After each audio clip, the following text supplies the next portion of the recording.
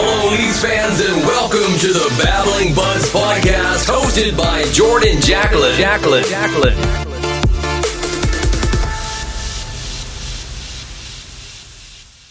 Welcome to the 11th episode of the Babbling Buds Podcast, hosted by yours truly, Jordan Jacklin.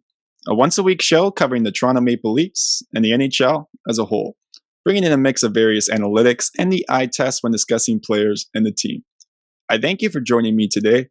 And to make sure you don't miss out on any future episodes, follow us on Twitter at the Babbling Buds to stay up to date on all news surrounding the show. And it's a pleasure to announce today's guest, Ian Tulloch, a contributor from Maple Leafs Hotstove and an analytics nerd like myself. You can follow his Twitter at Ian Graff. I just want to get a quick thought from you, Ian. Which trade surprised you the most this past weekend? Seth Jones to Chicago, Pavel Buchnevich to St. Louis, Rasmus Ristolainen to Philadelphia, or Oliver Ekman-Larsson to Vancouver? Which one of those surprised you the most?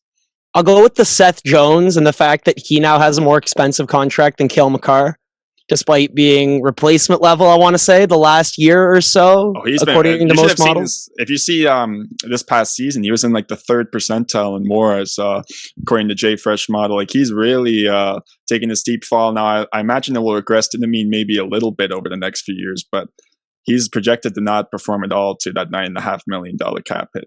He's one of those fascinating cases where the eye test and the analytics don't match up at all, because you'll have people who watch him ever since his draft year, really, and say this is obviously a top pair caliber defenseman. And then you look at his results when he's on the ice and they don't match up with that. So you have to wonder, is it the situation? Are there some contextual factors in play here? Or is this maybe a situation where we're overrating the player? I remember people telling me that Nikita Zaitsev couldn't possibly be as bad as his zone exit numbers made him look. And they said, no, just give me some breakout numbers on him and show me that he's actually decent at moving the puck. And I pulled out the breakout numbers and he was worst in the league. And at some point you have to believe the evidence. And with Seth Jones, I don't want to say that he's a terrible defenseman, because I wouldn't be shocked if he has a much better season this year in Chicago and maybe even the season afterwards. But I would be shocked if he ends up being worth $9.5 million over the 8 years of that contract. So that's definitely not one that I think is fair value, quote unquote, but very few contracts that get signed around this time, especially when July 28th opens up, which is the new July 1st. It's so weird trying to remind myself that July 28th is the free agency deadline, but I don't think we're going to see too many fair value contracts handed out in the next week. Well, if you want to really have fun with it, look at the most expensive defensemen in the league, and specifically the top six, because you find names like Drew Doughty making $11 million. And then Seth Jones, I believe, now is number 6 on that list. Tons of guys making more money than the likes of Miro Heiskanen, Cale Makar, obviously UFA compared to RFA. But interesting debate there. A lot of those guys are now considered to be overpaid. But we're going to get into some of the trade talk later in the show. First, the NHL draft happened this past Friday and Saturday. The Leafs only had 3 picks total, but by the looks of it, they really made the most of it. So they got a lot of value in their selections, selecting Matthew Knies with their second rounder, Ty Voigt in the round 5, and Vyacheslav Peksa in round 6, taking another Russian goaltender. Let's start off with Matthew Knies, because I want to get your opinion on this. Various mock drafts rated him as a first-round pick, but Patrick Bacon's NHL equivalency model rating him at 14th overall. He was born in Arizona, played in the USHL this past season. What do you think of him as a player, based off what you know and have heard, maybe on Twitter as well? I just want to get your thoughts initially on Knies. First of all, I want to thank you for bringing up the models here, because I'm a nerd just like you. I love looking at this stuff to try to match the analytics with my eyes and try to put together this crazy puzzle that is player evaluation. It's not an easy process. We try to weight everything. I know whenever I'm trying to evaluate a player, whether it's a 17-year-old for the draft or whether it's a 25-year-old in their prime at the NHL level, you look for certain things. You want to see a guy who can move the puck. You want to see a guy who looks confident with the puck on his stick and can read the game at a high level. That's something I think I see from Knies. Not necessarily at a top 10 level like some of these other draft picks. I'm trying to think of some of my favorites. Eklund. I can't believe he slipped as far as he did. Gunther. There are some good players in this draft who slipped pretty late. I'm going to be fascinated to see their development. So Knies obviously slipped for a reason. I don't think he was a top 10, top 20 talent. But when you look at his production, not just this year, but in his previous season, point per game seasons at the USHL level, it used to be a death sentence to be in the USHL and not be on the US National Development Program because it just wasn't a very strong league in the early 2000s, mid 2000s. But around 2010 onwards, I've done a lot of research into draft equivalencies, and that's something that Patrick Bacon's done some research on. And what it shows is that in the last decade and a half, the USHL has really taken off to the point where if you can produce at a point per game clip in that league, it's very similar to doing that in the WHL, the Q, maybe not quite the OHL, but it's close. It's much closer than I think a lot of scouts realize. And the fact that he had that level of production in the league, you match it with his size, he's 6'2" or 6'3", depending on where you check, 210 pounds. You combine it with some puck moving ability and clearly some finishing talent if he can score at a point per game clip and back-to-back. I like the pick in the second round. I think it's good value. The things about cheering for the Leafs over the last few years is that you don't get to enjoy the draft process as much anymore because they're trading away all their picks. They used to have top 10 picks, top 5 picks. Yeah. We could really dive into the Mitch Marner versus Dylan Strome debate. There was a lot more to chew on. You had the William Nylander, Nick Ehlers year. And everyone was praying that they didn't take Jake Virtanen. And thank God they didn't because Vancouver beat them to it. But with the draft now, it's funny because now we're looking at some late round sleepers. We're looking at guys who's going to slip to 57. Who can they grab around the 5th round range? And I used to dive so deep into draft analysis. I did it in 2016. I did it in 2018. There were certain drafts I really dove into. This wasn't one where I evaluated every single player to the same degree that I have in years past, but I think from doing research in previous years, you'll notice a few trends that tend to stick. And for me, that's players who are undersized with a great point production. We'll probably get to that with the Leafs' 5th round pick. I'm also a huge fan of players who succeed in pro leagues in Europe. I know the Leafs didn't select anyone other than the Russian goaltender who, by the way, I'm not sure what I can say about any goaltender under the age of 18. I'm not a goalie voodoo specialist here, but I'm curious about your thoughts on the Matthew Nyes pick because he was definitely the I don't even know the best way of describing it, but he was the big prospect that you're going to be looking forward to. Toronto only had one pick in the top 60, and he was their pick. What are your thoughts on his play? I'm interested in Nyes as a player just because, looking at a player like Nick Robertson, it kind of seems like they have a similar trajectory in terms of their careers so far because Robertson, by all accounts, should have been a first-round pick even in his draft year. And Nyes, even I've been told, described by certain of the scouts on Twitter, that he actually, even though he is a big player, he has some of those similar attributes that the undersized forwards have. And in terms of he's going to be a power forward. I think he'll be a middle six contributor eventually at the NHL level. But the Leafs can afford to be patient with him. And I'm curious. He's an interesting player for me, and I kind of want to dive into the NHL equivalency model just a little bit more with you here. And I want to know how effective they are, in your opinion, at evaluating prospects. Because a player that I want to get into is Fabian Lysell, who was drafted by the Boston Bruins, A2 Rat2 as well, drafted by the New York Islanders. Those guys rated very poorly on Patrick Bacon's NHL equivalency model that he uses. And now the debate about that is because some players play in the Swedish Hockey League. And obviously they're notorious for getting not a lot of ice time. They don't really have the trust of their coaches. And then they also spend time in the under-20 Swedish league. So I'm curious to get your opinion on that because his model kind of takes into account more so the SHL numbers than the under-20 SHL numbers. I kind of want to get your opinion there on the NHLE model in general.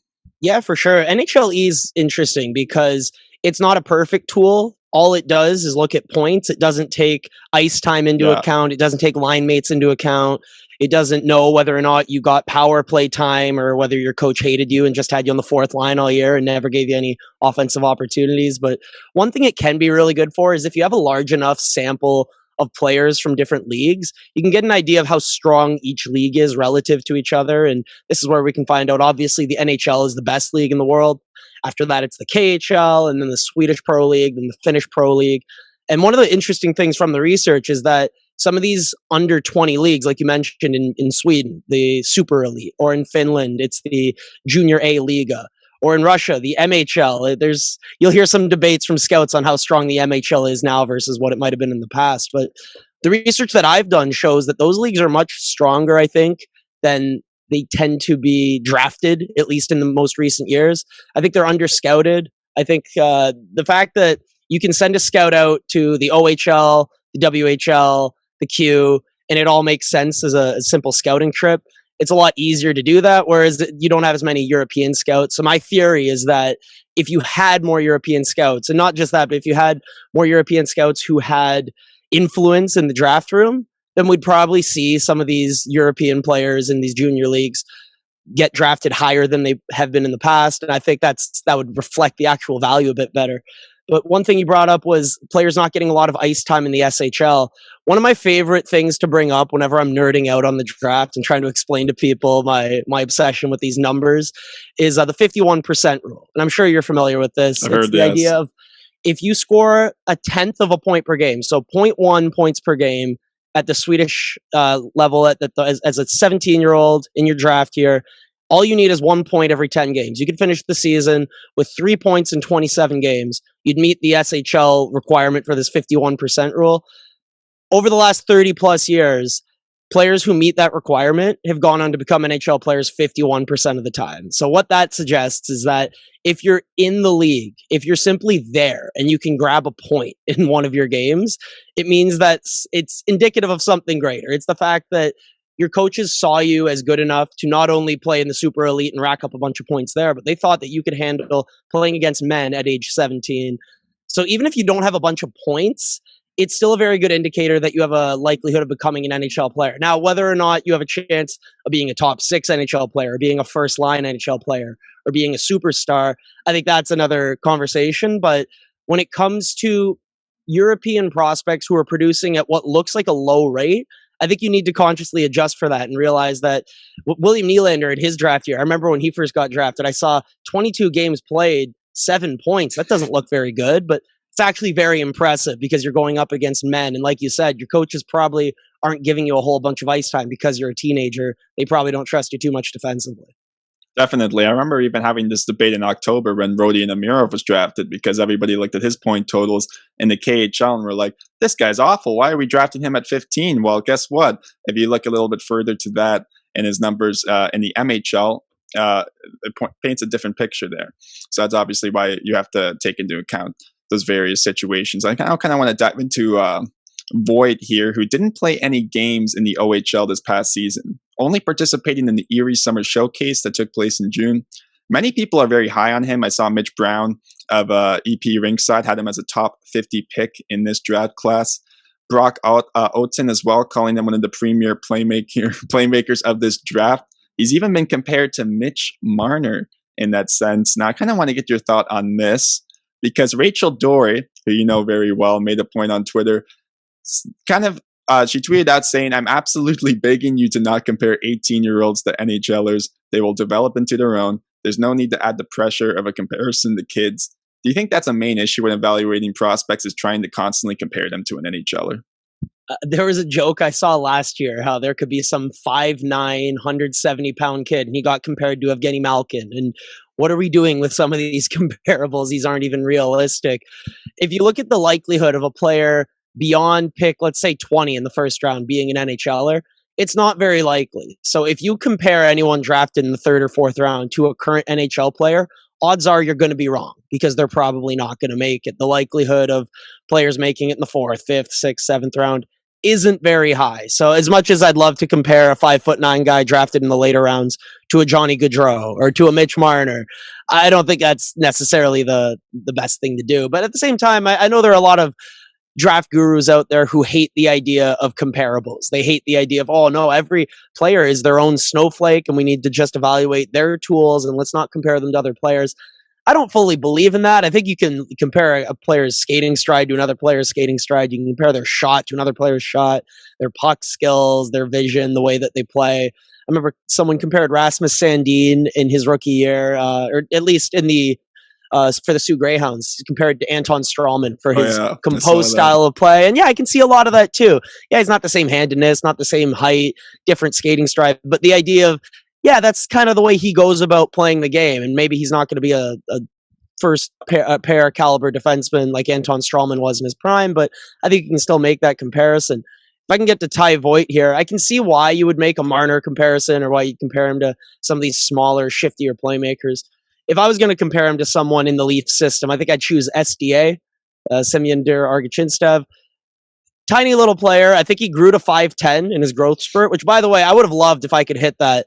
I think I peaked at 5'9" in life. So this is really? why I can't relate. I'm 6'2" here, so. Oh, okay. All right. So yeah, I'm more of a Ty Voigt. You're more of a Matthew Nyes over here. Those are the GMs actively look to pick me over you.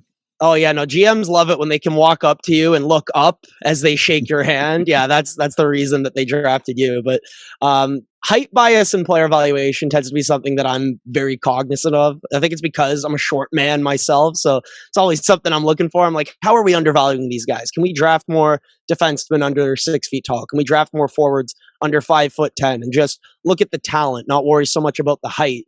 I mean, frankly, I've never really cared too much about height. I care more about weight. I care more about thickness and your ability to win a puck battle. Some guys do it at 5'9". Brendan Gallagher plays like a power forward. Yeah. No one cares that he's 5'9" because he's very difficult to deal with in front of the net and in the corners. I don't think that Ty Voigt is that type of player. I think he is more of a skill-based playmaker. I don't want to use the word perimeter player because that word's been thrown around a lot, whether it's with Marner or Nylander, and I don't necessarily love the way that portrays them, but when it comes to Voigt, I'm fascinated in him because anytime you can take a bet on a smaller player with skill in the later rounds, I think it's a good idea. I think that history has shown us that the players who produce well in their pre-draft year, which is all we have on Ty Voigt, we don't have any draft year data on him, but he scored roughly a half point per game clip in his pre-draft year in the OHL, which is actually very good for a 16-year-old historically. What would he have produced at age 17 with a full season? We're never going to know, but if we could guess around a point per game, I don't think that's too crazy to suggest.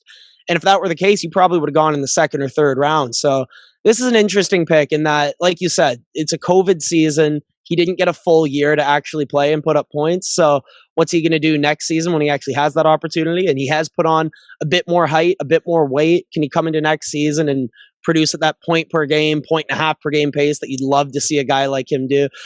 We'll see. Again, any fifth round pick, very unlikely they end up becoming an NHLer, but I like the philosophy behind this pick, and I'll always believe in players who fit his profile. Definitely, and I know we don't have too much that we can add on Pexa, but I do find it interesting the Leafs drafting back-to-back years a Russian goaltender. I wonder what this theme suggests, because he is an athletic goalie that has some upside and can get in some. He primarily played in the MHL this past year. I could see him playing in some KHL games.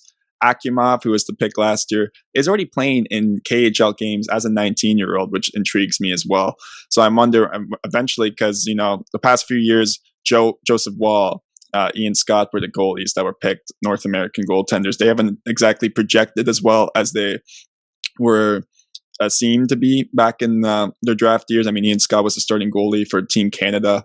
People had very high expectations on them. And obviously it takes goalies quite a while to find their groove at the professional level. So I'm curious, what do you think of that just in general about the Leafs kind of choosing the Russian side there to find their goalies? Yeah, and again, I don't want to say too much about goaltenders in the draft because this is not my area of strength. Even when I went deep into my research ways back in 2017, 2018, when I was trying to develop some kind of NHL model, I went and thought, okay, is there any way I could statistically do this for goalies? And I tried, and I failed. It's difficult. It's very tough to project a 17-year-old goalie. What are they going to be at 25? And you can use stats to the best of your ability, but one of the hard parts with goaltending is that there's a lot of contextual factors in play. Save percentage is the one stat that somewhat puts goaltenders on an even playing field. At least it's not wins. At least it's not goals against average. But there are teams who at lower levels will have incredibly structured defenses that don't allow too many high danger chances.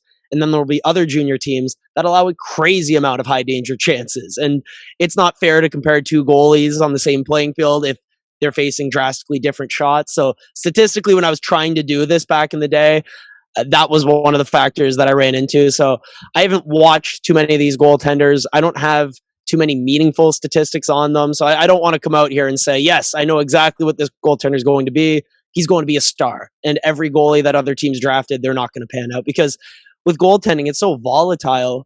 One strategy I did want to point out is that I'm never a huge fan of drafting goalies early. I know that's becoming a more common trend, and maybe with the success of Vasilevsky and if guys like Wallstead and Casa, and if we see Spencer Knight have a big year with Florida next year, maybe that's a trend we'll see more in the future. But I know from looking at the history of the research, goaltenders drafted in the first, second, third round, they're not any more likely to become NHL players than a goaltender drafted in the fourth, fifth, sixth, or seventh round. So what that would tell me, if I have these assets and I get to use them to try to acquire the best hockey players possible, I'd spend my first few round picks on forwards and defensemen.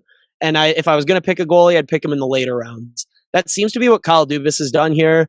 He drafted Vyacheslav Peksa in the 6th round, drafted Artur, I'm going to botch the name, Akhtiamov in the 4th round. I think it's Akhtiamov. I watched Steve Dangle's draft video just because I know he's always great at pronouncing those names. I botch these names so brutally. On Elite Prospect, sometimes you can click on the name, it'll actually give you the pronunciation. If I was smart, I would have done that right before recording to make sure I had all these fresh in my mind. But I like the idea of drafting goaltenders later in the draft. I think there's a chance to get more bang for your buck there. I'm not going to pretend that I know the goalie that the Leafs drafted really well, but I like the idea of saving the goaltender picks for later in the draft, because I think that's more of a way to maximize the assets of your draft capital. No, I agree with you there, especially looking at like a 5-year sample from 2005 to 2010. You saw Carey Price go 5th overall, but then you also saw the likes of Steve Mason, Jack Campbell get drafted early, and I wouldn't necessarily say those guys lived up to their draft value for being picked so high. I think what you're suggesting is picking a goalie in the 2nd to 7th rounds will likely provide more value, and then picking a skater in the 1st round is likely the most efficient way of drafting a prospect. Yeah, I think I'd agree with that. And Jonathan Bernier was another name who came to mind when you're bringing up goalies who got drafted early. I'm not sure if Malcolm Subban went in the 1st round, but he was definitely an early pick. He went in 2012, I remember. Yeah, so sometimes those picks pan out, sometimes they don't, but if you want to get more cost certainty with a 1st round pick or a 2nd round pick, I'd prefer to use it on a forward or defenseman personally. And I know there will be some people out there who say, well, yeah, but what if Thatcher Demko slips? Or what if Jake Ottinger slips? Or what if a goalie who's a clear 1st round talent slips into the 2nd round? And there's always going to be exceptions, but I just think when you look at the long history, let's say last 10, 15 years of looking at prospects, the best way to maximize those assets tends to be by picking the goaltenders a bit later in the draft. Now, I might be proven wrong by the Vasilevskis of the world, but I think it's a solid draft philosophy to go with if you're trying to get the most out of your picks.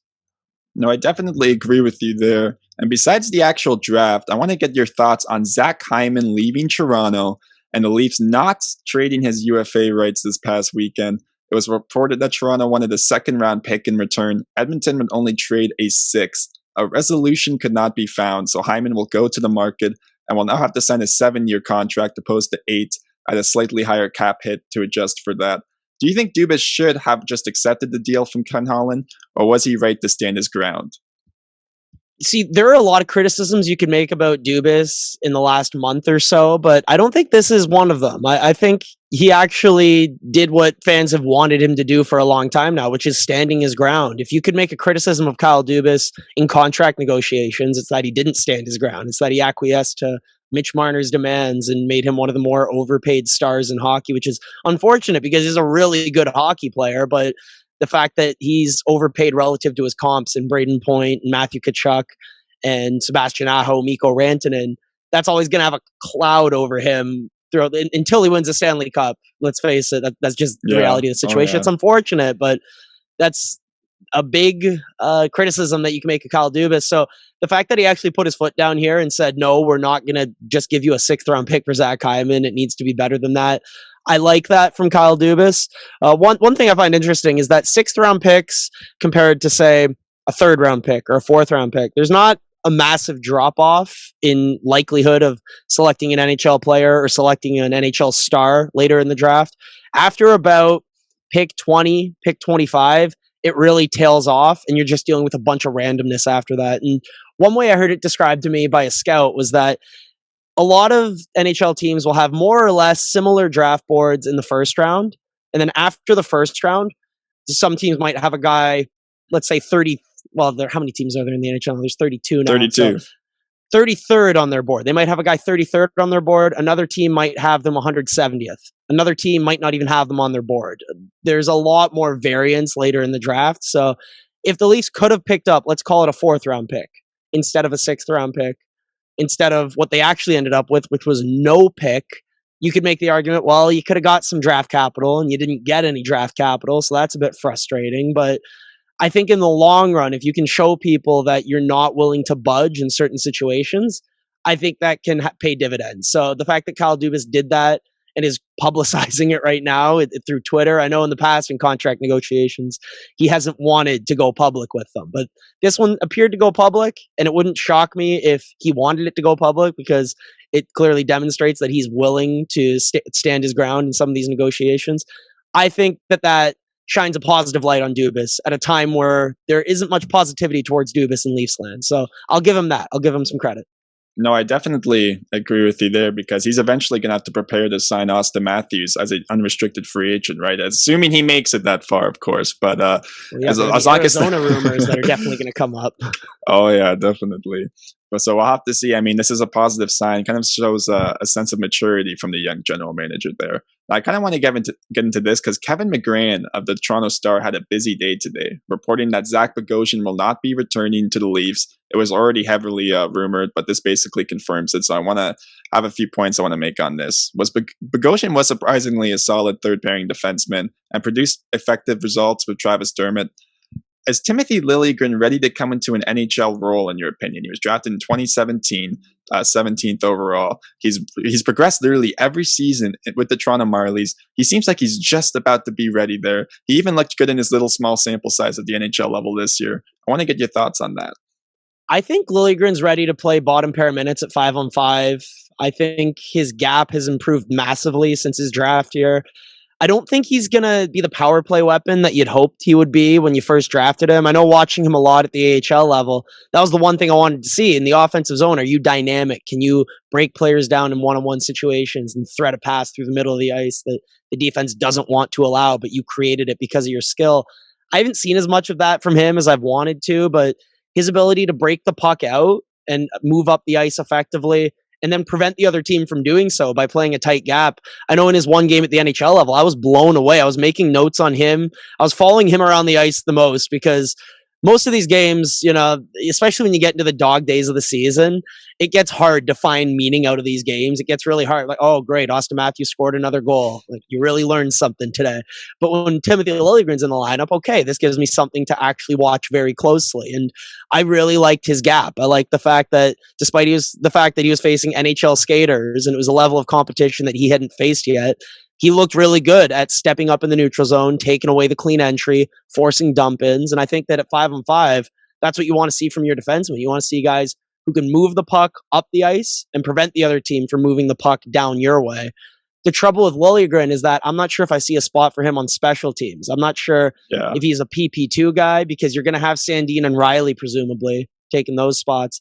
On the PK, is he someone you trust? And I think this is why Kyle Dubas mentioned he wants a Zach Bogosian type, because Zach Bogosian was a steady defensive presence on the third pair, and he was also a really good penalty killer. You could maybe put Liljegren on PK 2, but he's definitely not a PK 1 guy, and this is where I think he's going to lose a roster spot to a Zach Bogosian type. What Zach Bogosian did last year, you mentioned it, him and Travis Dermott all season, excellent results on the third pair. The PK was solid. I don't want to say it was elite, but the PK was solid, and Bogosian, I think, was a factor in that. Is he better than Justin Hall on the PK? There's a bit of a debate there, in my opinion, but I think the one thing you're looking for on a third pair that presumably is going to have either a Dermott or a Rasmus Sandin, you want someone who can settle play down a little bit. You want someone who can be the last man back on a 3-on-2 rush or a 2-on-1 rush. I'm thinking of TJ Brody now. Every time Morgan Riley pinched, you knew TJ Brody was going to be there. Assuming Rasmus Sandin pinches, can you be certain that the right side defenseman is going to be back there? If it's Timothy Liljegren, I'm not sure how certain I am, which is why I think the Leafs are going to be looking for a defenseman who can fill that role. So Liljegren might be the odd man out in this situation. I could see him being a number 70 who plays top pair minutes with the AHL team, and then they call him up to be the third pair D. I like the idea of Liljegren playing lots of games this year. I'm just not sure how likely it is, considering how much they seem to value that Zach Bogosian presence defensively and on the PK. No, I agree with you there, and I wonder how much ice time he'll be able to get. In an ideal world, you would just clone TJ Brody 3 times for your right pair, but sadly, that's not a possibility. So they have to go and likely get a Zach Bogosian type. And I saw this idea suggested on Twitter today by Michael, also known as @TheLeafs, in my opinion, on Twitter. Should the Leafs consider bringing back Luke Shen on a 1-year contract? What do you think of that, Ian? I saw the numbers. They were quite comparable to Zach Bogosian this past year. Okay, and again, if you have a puck mover who does all the hard stuff and all you need to do is defend and be the last man back and block shots on the PK, it's not the hardest role in the world.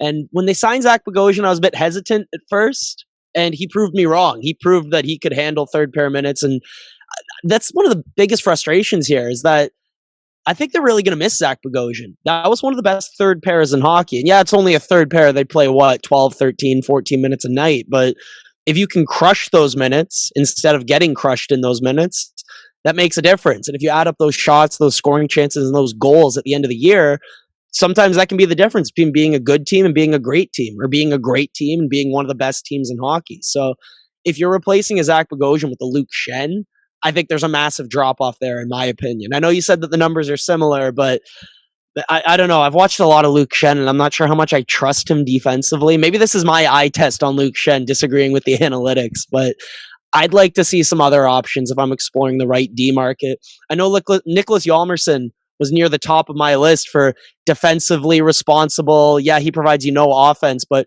he can play the right side. He can be the defensive presence, and he can PK. But then he retired. So now I'm looking at the list of right side defensemen who are available. And if we're to assume Zach Bogosian isn't one of those names who's willing to come to Toronto, the list gets pretty thin pretty quickly. And the fact that we're even mentioning Luke Schenn's name, I think, is indicative of that fact. Yeah, I mean, I know he was on the third pair for a Stanley Cup winning team 2 years in a row, but he is aging. I would rather see because at some point Timothy Liljegren is going to have to break out, right? Same with even Rasmus Sandini. At this point, he's not guaranteed a roster spot. He has to get some ice time too, bigger ice time. You'd want to see him in a regular NHL role. Hopefully these two players can find some roles and some ice time with the Toronto Maple Leafs. But McGran also reported that the Leafs and Nick Foligno are still talking. Columbus is out as an option, according to Aaron Portzline. So it's either staying with the Leafs or joining brother Marcus in Minnesota. What contract would you be willing to sign Nick Foligno at if he was going to stay in Toronto, Ian? So it sounds like a prove-it deal might be in the works, and that things clearly didn't go the way I already wanted them to. The Leafs brought Nick Foligno in to be a defensive specialist who could play in their top six, who could PK, who, when they're protecting leads in a third period, all of a sudden you're double shifting him. I understand the idea of a Nick Foligno. I know I argued for Taylor Hall instead of Nick Foligno at the time, but that didn't mean I thought Nick Foligno was a bad hockey player. I thought he's an excellent defensive player who got injured and was very clearly not himself in the playoffs. So if I'm going to bring him back on a contract, I'll play Kyle Dubas here. I don't think he's going to be interested in a long-term deal. My guess is that he would want a one-year deal to bet on himself, produce some points alongside of Tavares or alongside of Matthews in a big market with a big spotlight on him, and then make a lot of money on his next contract. So off the top of my head, I'm thinking 1 year, $3 million is the number that comes to mind for me. I'm sure you've been thinking about this too. What's a contract that you'd be satisfied with if you're trying to sign Nick Foligno? And realistically, because we'd obviously love him at 1 year, $1 million, but what's something you think the player and the team could both agree on? Yeah, see, I'd have to wonder, is Nick Foligno going to be your third-line center? Is he going to be a top six winger for you? Because if he's a bottom six winger, I would not be paying $3 million. The Leafs just can't afford to do that, right? In terms of the flat cap world, I don't think that's going to really be an option for them. And you're going to want to see a player like Nick Robertson hopefully slide in full-time to secure that left wing spot, whether it's in the top six, maybe in the third line. I hope there is an option there because I think Foligno wants to come back. I get that sense there that I think. I know there are the rumors that he might join his brother in Minnesota. I saw that, so that's definitely an option for him. Yeah, his family's in Ohio, but the fact that Columbus has been a dumpster fire the last year or so, I'm not sure if he wants to go back to that. He's getting older. He wants to win. But if you want to win, why would you re-sign with a team who hasn't won a playoff round since 2004? Let's just bring this up. That would have to be a short-term deal if he was going to Minnesota, because guess what? They just bought out Ryan Suter and Zach Parise, and they're going to have $15 million of dead cap in year 3 and 4 of those buyouts. So I don't think they're even going to be able to really afford to pay him what he wants. Yeah, they're in win now mode for 1 year, and then they're going to have a couple years where they don't have any cap. That's such a weird decision. I understand why you want to buy out a Parise. I don't think Ryan Suter needed to be bought out. I thought he could still play at a top 4 level. Maybe it's not an ideal contract, but maybe not one you needed to buy out, in my opinion. No, I definitely agree with you there. Now, I just kind of want to end off this Leafs discussion on who should be the backup goaltender for Game 1 of the 2021-2022 season behind Jack Campbell. I'm just going to throw out some names out there that should catch your eyes. So we got Freddie Anderson. That's one option. Darcy Kemper, another. Braden Holtby was thrown around today. James Reimer, Peter Mrazek, or David Rittich could potentially come back. Who knows? Which one of those names kind of catches your eyes as a potential backup goalie, or maybe even a 1A, 1B tandem situation? Well, you saying the words James Reimer out loud just made me happy. Just, made me feel all warm and fuzzy inside. I'm sure Steve Dangle somewhere is violently screaming for this to happen. The idea, I remember seeing somewhere that Bernier was interested maybe. So if you had a Bernier-Reimer goalie tandem in Carolina, how awesome would that be? I wanted to see that. Yeah, how great would that be just to reunite the pair? But if I'm giving you my favorite name, I'm not sure if you mentioned him. Linus Ullmark is the guy I've had my eye on for a while now. And he's an interesting guy statistically because I know we're both hockey nerds here. His raw save percentage looks really good over the last couple seasons, but his adjusted save percentage, when you take shot quality into account, it actually falls off a little bit because in Buffalo, I think they turtled so much defensively. They never had the puck, so they were always collapsing in their own end.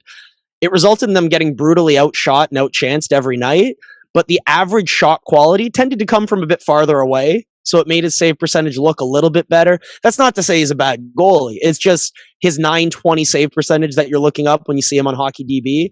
It's probably not as good when you adjust for shot quality, so just something to take into account there. Another name that you didn't bring up, but again, from going through all these statistical models and talking to Kevin Woodley and going through some of my favorite goalie stuff, Laurent Brossoit is a name that I don't hear too many people bringing up, and I think he's one of the most undervalued goalies on the market right now.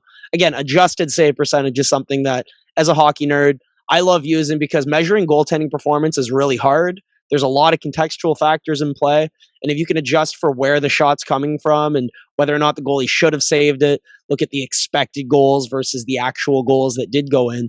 Laurent Brossoit actually played at a similar pace to Connor Hellebuck last year. He just obviously didn't play as many games.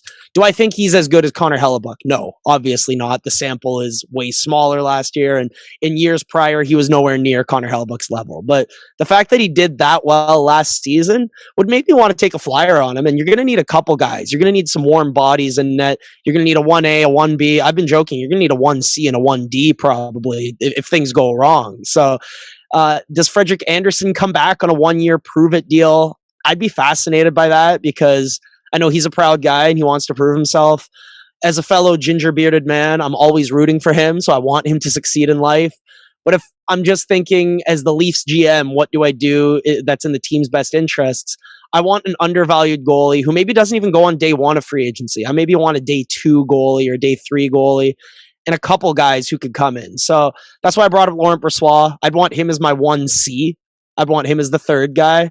And as my 1B, I'll go Linus Ullmark. That's my pick. I've thought a lot about it. I've gone through all the goalies and trying to look at who's overvalued, who's undervalued here. I think Linus Ullmark is still very undervalued on the open market. I'd love to see the Leafs get him on a 2 or 3 year deal in that $2 to $3 million range. Seems to be a lot of goalies seem to be going for that $3-ish million range for backups. No, I'm glad you brought up Linus Ullmark because covering the Sabres this year, I did a lot of research into the underlying numbers for Ullmark. And in terms of his all-strength, high-danger save percentage, all-strength goals saved above expected, he ranked 50th and 36th in the NHL respectively. So like you mentioned, the raw save percentage kind of paints a different picture than opposed to the underlying numbers. So in my eyes, that's why I think he works best in a tandem situation, and not playing with arguably one of the worst goaltenders in the league in Carter Hudson like he did in Buffalo last year. I think if he could really find that strong partner with a guy like Jack Campbell, I think that would be the best of both worlds. And ultimately, if he can come at a cheaper price and he can be undervalued at maybe even a $3 to $4 million cap hit, I don't know, maybe some team offers him $5 million. We'll have to see. I would love to see him as a Toronto Maple Leaf. Who's your goalie, by the way? If you have your pick of the litter and you can have one guy on, let's say it's a 2-year, 3-year deal for around $3 million, who's your guy? See, I mean, Darcy Kemper's obviously a fun name to look at, but look at what they got for Adin Hill, right? A second-round pick. that means Kemper's obviously going to be worth a first-round pick plus at that point. And if you're the Toronto Maple Leafs, you can't just be throwing around first-round picks every year. So I think he's already do it at every deadline, right? I mean, I think we can count on it next year. They might do it, but I think they'll wait. I don't think they would throw a first-round pick at a goalie, in my opinion. You're probably right. They probably save that for a top rental at the deadline next year. Yeah, top aging rental, I'm sure, or maybe not. Yeah, the second best rental available. Yeah. Braden Holtby's a name I just wouldn't looking at any metric possible. You could even just look at his stats on Hockey DB, and I wouldn't want him at all. Looking at his .889 save percentage from this last season, he's fallen off the cliff. He's not coming back. No, I'm curious. I mean, he obviously played in Vancouver behind the defense that's centered around Tyler Myers and even Quinn Hughes, who defensively looked very out of place last season. I'd be curious. He was really missing Chris Tanev. Yeah, he was. I wonder if a change of scenery would do wonders for him, but he's very overpriced, right? So I don't know if that would work. James Reimer would be interesting. I would be curious to see if that could work. Peter Mrazek as well. I mean, I just wonder what the price would be. David Rittich is a guy I'm just wondering where he's going to go, right? Because we've heard literally nothing about this guy. I have a feeling he had one bad start and was never seen again. It's just a really fascinating case where they gave up some decent draft capital to acquire this guy. He was the Michael Hutchinson failsafe. They never wanted to see Michael Hutchinson in a playoff game. That's why they traded for David Rittich. And then he had a mad game, a bad game, and he was out. And that was it. I don't think they plan on re-signing him. I don't like evaluating goalies based on a very small sample size. I'm like you. I like looking at the 100+ games. What has this guy done? Let's account for the context and try to make a fair assessment here. I think we all know that Rittich is better than he showed in his very limited showing in Toronto. So does he get re-signed by the team? Probably not. But who is going to sign him? Because I think he's a half-decent goalie. Obviously not a 1A, but he could be a decent 1B, I think, on a team who's trying to compete for the playoffs. No, I agree with you there. I just have no idea. I mean, if you could get him at a very low price hit, just considering how poor of a season I guess he had with the Leafs, I can't remember his Calgary numbers at the moment, but I don't think he's a guy that's going to be making more than potentially 1.5 in the open market, especially considering he was a third string goalie for us. So the backup goal, I honestly have no idea who they're going to sign. There's no clear direction here. I know they've been linked to Darcy Kemper. Unless they're going to really overpay for him, I don't think that's going to work out there. But they have a really good situation here with Jack Campbell at $1.6 million as your starting goalie. They have to make it count. And I think they're going to have to spend a little bit more money this year on the backup position because they need to have solidified goaltending for the whole season. And it seems like they're preparing their cap sheet for that. I know Dubas in the past has paid very little for the backup goaltender, and that's kind of burned him with the Garrett Sparks, with the Michael Hutchinson. I'd like to think that he recognizes the importance of a strong tandem in the NHL now. I don't think you can have a goalie playing the 60, 65 games that Frederik Andersen was playing for them. And it reminded me of a running back in football where you just give a guy 200, 300 carries a couple years in a row. His knees get shot and then you don't re-sign him. But it kind of feels like what would happen with Frederik Andersen. He played all these games, a crazy amount of load on that guy when you consider not only the fact that he was playing some of the most games in the NHL, he was facing the most shots on average per night. I think if you look at per season, he led the league in shots against and saves made. So poor guy had to go through all that and didn't get any playoff success. Then he comes in this last year, gets injured, is forced to play through it, doesn't do well, loses the net to Jack Campbell, who has a heck of a year, and now his contract's up and the team wants nothing to do with him. I don't think it's a fun situation for Frederik Andersen right now. Do you think he re-signs with Toronto, or do you think he finds himself a good spot to earn another contract? No, I think there's going to be an NHL GM that pays him like a starting goalie at a $5 million cap hit, even maybe $4 million. But I was even seeing some reports today on it. I think he's likely gone at this point, and he's at least going to test the market. Maybe there's a slight chance he comes back, but who knows? And I'm just kind of curious because it really does seem like all the talk about load management with this guy was correct. I remember even you were harping on that a few years ago. Him playing these 66 game seasons consecutively, like. He should not have been doing that. I just don't see how that helps him. You know, the goal is to maximize this guy's output, especially come playoff time. And if you're just burning him out on a February night on Tuesday, I don't see how that helps you. And I bring up the same thing with the Joe Thornton, where I'm thinking the absolute end goal here should be to maximize this player's results in the playoffs, because the regular season doesn't matter that much. Yet here you are burning him out in the regular season. He gets to the playoffs, he's a bit tired. I know Vasilevsky's talked about this in the past. You can make the argument that you got to keep guys warm and that when they're riding a hot streak, you want to keep them starting. But 65 is too much. I mean, I think you're aiming closer to 50 these days. No, I agree with you there. And yeah, I mean, with that, we can head into our general NHL news. I want to dissect two trades. We've already dissected the Seth Jones trade a little bit.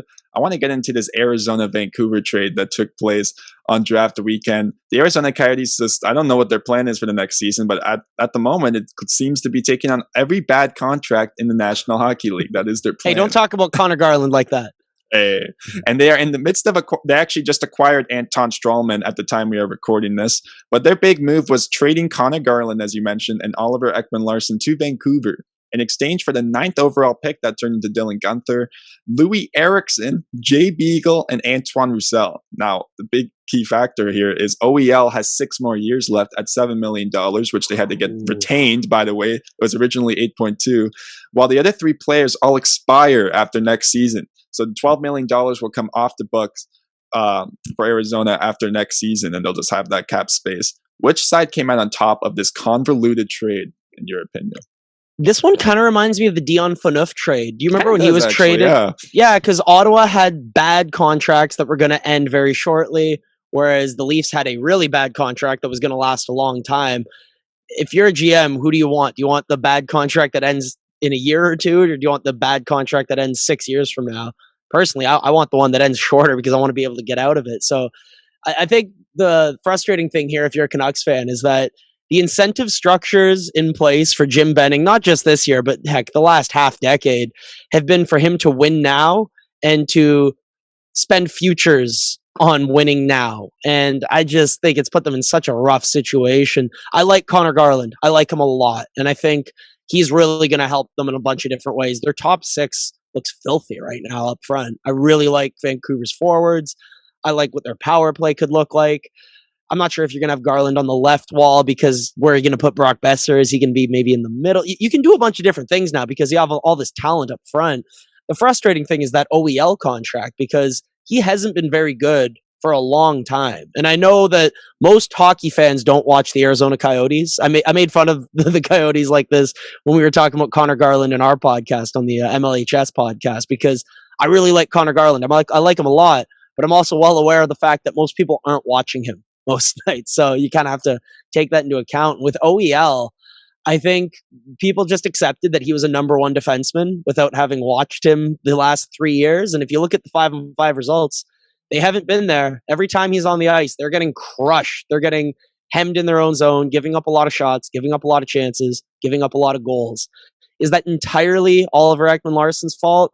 I don't want to say entirely because I don't think the situation in Arizona is necessarily a play-driving situation. I don't think he's surrounded by a lot of guys who can strip the puck away from the opposition, advance it up the ice, and then make a skilled play to hold on to the puck for long periods of time. So I think that's a factor there. And I think getting to play alongside great talent like Tyler Myers is really going to make a big difference for him. Like I'm joking about it there because, man, I feel bad for Harmon Dial and the smart Vancouver nerds out there just because I think they recognize that in the short term, this is going to be awesome for them. Connor Garland's really good. But 4 years from now, OEL is still going to be on your books and he's not going to be any better. He's going to be worse. And I'm not sure how good he is today. So how bad is he going to be 4 or 5 years from now? That has buyout written all over it. I'm not sure what he's going to do in year 1, though. I'm curious if you think he can have a bit of a bounce back year from what he had in Arizona. Well, I'm just curious because he's going to have to play on PP2 then, I imagine, because Quinn Hughes is obviously going to be on the first power play unit. So is he going to be producing that much? I guess most of his point production is going to have to come at 5v5. And I just want to talk a little bit about this. Look at the amount of money that Vancouver is allocating to their defense at the moment. Because Quinn Hughes, I have to imagine, probably comes in at a bridge deal, right? They're going to have to sign him to a bridge contract. Because long term, you're going to have to pay him around the Miro Heiskanen number, maybe at $8 million. Maybe you could get it at 7.5. I wonder there. And then the poor guy has zero leverage because he one of those situations where only played the 2 years, so he's not arbitration eligible. So they could hold out and force him to take a bad bridge deal if they want to. We'll see what happens there. I'm curious to see his contract. And of course, we discussed Tyler Myers is still making $6 million for 4 more seasons, and now you got OEL at $7 million.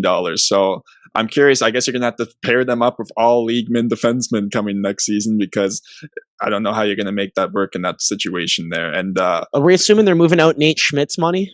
yeah, that sounds like that's about to happen. They're going to have to. Okay. Yeah, I don't see how you fit it otherwise. And he just didn't really fit in there last season as well. It seems like they want a better fit there for the player and the team. It didn't really. And that's so weird because he was excellent in Vegas alongside Braden McNabb, facing some of the toughest minutes in the NHL. In his stint in Vegas, I don't think people realize that when they talk about a number one defenseman who faces top competition, that was Nate Schmidt. He had 99th percentile competition and did really well in those minutes. Do you think it was because of Braden McNabb? I think Braden McNabb's a pretty decent hockey player, but I think Nate Schmidt was the guy on that pairing. And the fact that he had such strong results in Vegas and such poor results his first year in Vancouver, I don't know what to take out of that, because I liked him on Washington. I think that his ability to move the puck and keep it in the offensive zone with his skill, I think those are repeatable aspects of play. If they trade him to a new team and Nate Schmidt has big time success in the top four, are you going to be shocked? No, not at all. And I won't be either. So I'm kind of wondering here. Yeah. I'm thinking, man, they're trading for Oliver Ekman-Larsson. They're going to trade away Nate Schmidt. When I'm wondering, I think Schmidt's going to have the better season next year than Oliver Ekman-Larsson. I'm glad that you revisited that trade too from Vegas, because another defenseman that was traded from Vegas was Colin Miller, who up until his play time in Buffalo looked like a really decent option as a third, maybe even a second pairing defenseman. Every Leafs fan wanted this guy back in like 2018. And I was that Leafs fan. Yeah, you were. I remember that. He's a guy I've had to look myself in the mirror at and just go, is this the type of player that you believe in, Ian? Because it didn't work out here. And I know that you're never going to be right 100% of the time. One of the jokes in analytics is that we're just trying to be wrong, less often. That's kind of the goal. We're just trying to minimize the error here. But with Colin Miller, I think he brought up the fact that his puck moving numbers, his gap control, some of the micro stats, even the macros. If you look at the fact that he was crushing bottom pair competition, but some guys just can't move up the lineup. Some guys get put into that top four role and they never really succeed. I'm still holding out hope on Travis Dermott long after everyone has sold their Travis Dermott stock. I'll still buy it. I'll still take your Travis Dermott stock if you're giving it to me, because I believe in these guys. I believe in guys who can move the puck, who can stop the puck, and can thrive consistently regardless of who their partner is in a third pair role. So even if I'm wrong every so often with a Colin Miller type, I still like betting on those guys because I think history has shown us that it's a good bet to make. Nate Schmidt was that guy, and he did incredible in Vegas. I don't know what happened in Vancouver, but I still like betting on those types of players. I agree with you too, and it was worth the risk because it was only a third-round pick because they had just signed Alex Pietrangelo. So, everything was going Vancouver's way, and of course, everything went wrong last season. So it wasn't meant to be with Nate Schmidt in Vancouver. The final trade that we can dissect here is the Rasmus Ristolainen trade, as this is a player that I covered this season. He looked good, actually, for the first 10 games on a pairing with Jake McCabe, but then his performance regressed to the mean, as it has for the past few years. Why did Philadelphia make this trade, in your opinion? Because they've been on the trade market a lot, acquiring Ryan Ellis, moving out Jacob Voracek for Cam Atkinson. And in this one, they moved out the 13th overall pick, a 2023 second. And by the way, that draft's projected to be the best draft of this decade at the moment, at least. I don't want to obviously call it that, but that's what all the scouts are saying at the moment. And then they even get Robert Haig back. Why does Philadelphia do this? Just to get Rasmus Ristolainen? Yeah, it's one of the biggest disconnects for me here is why NHL GMs seem to value this guy, because personally I don't. If I'm in a room with someone, I'm probably just saying I think he sucks. I don't think he moves the puck at all. I think he plays in his own end all the time. I think he's an off the glass and out kind of guy. I think despite the talent that he showed in his teen years, he was one of the most productive Finnish defensemen at age 17, 18, dominated the World Juniors. Early in his career was a power play phenom. And despite Buffalo's, their struggles at 5-on-5, there was that Eichel, Ristolainen, Ryan O'Reilly power play that was top 5 in the league. I think NHL GMs see that guy and they go, big guy, lots of skill. They look at the point totals, they look at the time on ice, and they say, yep, this is a top pair defenseman. I see a guy who at 5-on-5 gets outshot and outchanced almost every night. When you add it up over the last 3 to 5 seasons, it's one of the worst differentials in the NHL. Yes, it's on a bad team, but I remember Manny tweeted this a while ago when he was building one of his models. This was just an offhand tweet that he put out, but it's stuck with me ever since. He said that he's noticed that when he's trying to build his models, the players who have the most time on ice on a team tend to be responsible for the results of that team, and that a team kind of takes on the identity of its most played players. And Rasmus Ristolainen, even though he's on a bad team, he's the minutes leader on that bad team. So he's a big part of the reason that that team is bad. And we need to take that into account when we're evaluating the player. So even though point totals on the power play are something that he can bring to his new team, and even though he has all the physical tools that NHL GMs love, the size, the skating ability, the puck skills. These are all things that you'd see and you'd think this is a top pair defenseman. If the results aren't there at 5-on-5, and this isn't just one season, this is multiple seasons, I think we need to accept that this player isn't what you think he is. And I could be talking about Nikita Zaitsev. I could be talking about Andrew McDonald. I could be talking about a lot of guys who NHL GMs just keep giving money, keep playing lots of minutes, and they keep getting shelled at 5-on-5. And at some point, I think you are who you are. The results are what they are. And I'm not trying to be mean to Rasmus Ristolainen here. I'm sure he's a decent guy. I just know that when he's on the ice, his team gets destroyed. And I don't want a player with that reputation. And nobody's denying the raw intangibles of Ristolainen's game. I mean, he is a talented player. I mean, he's gone on end-to-end rushes and scored beautiful goals in the past, but he can't think the game, and that's the main aspect there. And usually with players of that degree that can't think the game, they don't usually work out that well because he's a big right-handed defenseman. The notion surrounding him is different. An interesting Oh, sorry. No, I'm sorry for cutting you off there. I was just going to say that I wonder if in his rookie season, his first couple of years in the league, on those tanking Buffalo teams, I wonder if that gave him some really bad habits that just manifested themselves, and now he just plays conservative Chris Russell hockey, where he clearly has the talent to make a better play, but he makes the safe play and gives the other team possession. And if you do that time and time again, every shift, you're not going to have the puck as much. The other team's going to have more shots. They're going to have more chances. And at the end of the day, they're going to have more goals. And I want players who make plays so that their team maintains possession and it improves their chances of getting up the ice and scoring. And I get so frustrated with Ristolainen types because he clearly has the tools to do it, but the decisions that he makes result in his team not having the puck very often. And that's just not a good thing. All I gotta say to that is Buffalo ruining the development of one of their players. Whoever could thought, Shocker. Who could have possibly seen this coming? Lawrence look Pilot at their draft agrees. history. Look at Alex Nylander. Look at all of those players selected in the past decade for the Sabres. It's not a great list. And I can't wait to see Sam Reinert on a real team. I know that guy is excited. A heck of a 200-foot player. Watching him on Florida, I'm terrified. As a Leafs fan, this division's really strong. I think Toronto might be the fourth. I think Toronto's the fourth best team in the division. I don't like Montreal went to the Stanley Cup Finals, and nobody's picking them to make the postseason. It reminds me a lot of the year when Ottawa almost went to the Cup Final. They were a Chris Kunitz overtime goal away from going to the Cup Final, and the next year they were a train wreck. And I could see Montreal being a very similar situation, especially if they lose Philip Deneau. Especially, yeah, they could lose 2/3 of one of the best lines in hockey. And it's just crazy to think about, but they don't value Thomas Tatar, and Philip Deneau might get more money elsewhere. So that's a fascinating circumstance too. I know, and I mean the Dallas Stars even this past season, they went to the Stanley Cup Finals, missed the postseason. Now it's mainly due to injuries and circumstances like that. But if the Montreal Canadiens get an injury or two to their roster at the moment, are they going to be strong enough to make the postseason? I would have to wonder. So, and with that, I also just wanted to add this little interesting tidbit here. I researched this, and J Fresh Hockey even brought it up, is that Ristolainen has actually played decreased minutes the last few seasons. His time on ice used to be 26 minutes back in 2017-18. It's now decreased to 22 to 23 minutes. Now I think it still has to go a bit lower than that. And his on-ice results actually decreased in those limited minutes. Is there any potential for a rebound? Because I just want to know, do you think there is any chance that he could play well in Philadelphia's system there? So I always hear this with players. Dion Phaneuf, consistently getting shelled regardless of who his partner is in Toronto. Oh yeah, but in a different circumstance, Ottawa's going to play him in a more sheltered role and he'll do well there. He gets a little bit more sheltered in Ottawa and still gets crushed at 5-on-5. They trade him to LA.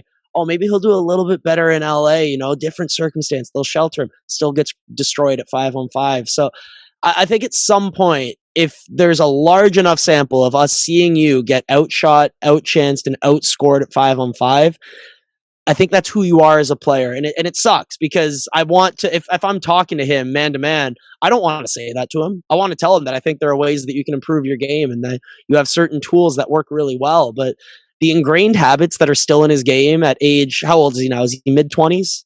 Yeah, Ristolainen, he's currently 26, yeah. Yeah, okay. So at 26, I think you are who you are as a professional hockey player. There are individual circumstances where players will have a breakout year. Brent Burns just seemed to keep getting better at 30, 31, 32. Brad Marchand, similar trajectory. But can you bet on that happening? That's very improbable. It's not impossible, but it's improbable. And I like making smart bets. So I don't think Ristolainen is a smart bet. It's not impossible. I could see him going to Philadelphia, playing with Provorov, and being in a better situation there. So maybe his results aren't terrible. Provorov's results aren't that great either. He's a player that also needs to rebound because that's another debate at the eye guy test. Where again, the results don't quite meet what your eye sees when you watch him. And Seth Jones, Provorov, Ristolainen, these are all guys where you see certain things that you love. But I think if you're looking closely at them defend the rush and transition and back up onto their goaltender, instead of making a play in the neutral zone to disrupt the opposition and force a dump in or force a change of possession, I think that's what you need to focus on with these guys, because Nikita Zaitsev's the guy who comes to mind for me, because in my life, I had so many people telling me, oh my God, the way this guy can skate, the way he can fly around his net with the puck, look at these KHL highlights. Yeah, he had a rough year here. Yeah, the results aren't what you want them to be, but in a better situation, more sheltered, better partner, could he thrive? And the answer with him has always been no. So why should I feel differently about a player with a similar background, with a similar history, with similar results at 5-on-5?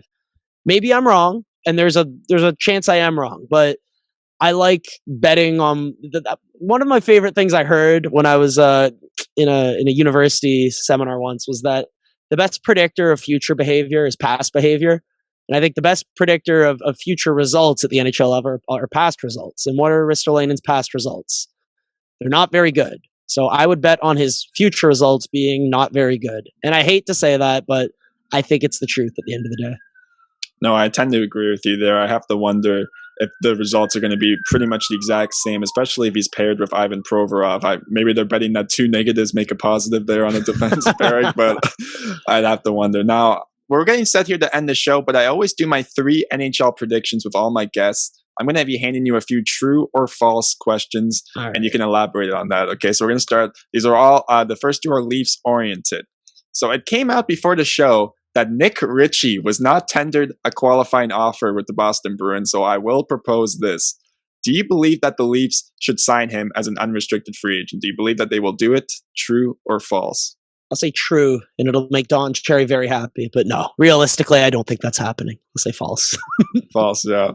I mean, looking at some of the numbers there, he actually has improved generally his finishing ability as well in terms of his play driving metrics, how he drives the play at 5v5. He would be an interesting guy to add to the third line if he's obviously not commanding too much money. I'm curious. I mean, he did just have his best season, so he would be an interesting guy there. I just don't know if it's going to fit with Toronto. The second one I have here, true or false? The Leafs re-sign one of Alex Galchenyuk, Nick Foligno, or Freddie Anderson. True or false?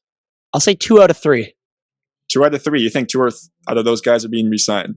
That will be my hot take of the day, yes. Well, I got to say this. Galchenyuk, if he wants to maintain his NHL career, should be re-signing in Toronto. I think that one's going to get done. I think that's the highest chance of getting done. And I think one of Foligno and Anderson gets done. But I think Galchenyuk back in Toronto makes too much sense for him because it's where he had success, and he hasn't had much success at the NHL level over the last few years. And I think for the Leafs, it makes sense because they need warm bodies up front who make under $1 million. And I think Galchenyuk will come in somewhere around that range on a short-term deal. And if you notice, we've heard nothing about it. So likely they've already informed him that they have to work on their other roster decisions first, and then they can fit him in afterwards, hopefully, as long as another team doesn't try to snag him up. The last one I have here, true or false? The Seattle Kraken finish in 2nd or 3rd place in the Pacific Division next season. I'm going to say true. The Pacific's not very good. Oh, yeah.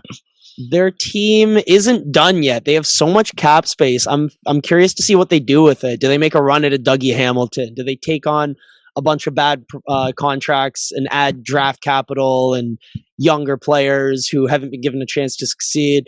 I know that their forward group isn't as good as it was projected to be if they had taken on some guys like a JVR, if they'd taken on a Tarasenko, if they'd taken on, I'm trying to think who else had a big contract that they were able to add up front. They chose not to. They clearly went with the Tarasenko. price. Yeah. They went with the price conscious way of going, okay, yeah, this guy isn't necessarily as good as the guy we could have got, but he's cost controlled, he's cheap, and we'll use that cap space in another way to add assets to the team. I can understand what they're doing, but the lack of side deals was disappointing, and the lack of firepower up front. If I'm a Seattle Kraken fan, I'm a bit disappointed from that expansion draft. They're not done yet. They have $28 million in cap space that they have the next few months to figure out how they're going to use, but I'll say they make the playoffs because I think there are some moves they can make in free agency here to add to their forward group, to take on some bad contracts and maybe pick up a nice player in the process. Do you remember the Teuvo Teravainen trade from a few years ago? I do, yes. I'm curious to see if they try to pull off something like that. That would be a very analytics savvy move that I'm sure Eric Tulsky would approve of. And, Namita Namdikumar you know that she's pushing for that behind the scenes. So very curious to see how they can allocate some of that cap room. And I will just add to your point there, Elliot Friedman has linked that Jaden Schwartz will be signing with the Seattle Kraken. So there you go. They are adding to that forward group. They're even their linked defense looks nice. Yeah. They're linked to Philip Deneau as well, so that could be one of their centers that they put there. Ooh. Maybe you got Yanni Gourde, Jared McCann, Philip Deneau center core. That's not too bad, actually, especially if Jared McCann with his underlying metrics this past season can maybe even progress, have an Eric Holla-like season like he had in Vegas, have like a 60-point year. See, I was in such a good mood until you brought up Jared McCann's name, and now I think I need to go pour myself a beer. I'm sorry. Yeah, that's a quick debate. Actually, not quick at all because I like Justin Hall. I prefer Jared McCann. That'll be my quick take there. Definitely. And with that, we are ready to end the show. So thank you for listening to the Babbling Buds podcast. Make sure to follow Ian on Twitter. His username is @IanGraph. He always loves to talk about the graphs and charts just like me. It's always the best thing to do in the world, of course. And once again, thanks for listening or watching if you're on YouTube. And we have babbled enough for today. Until next time.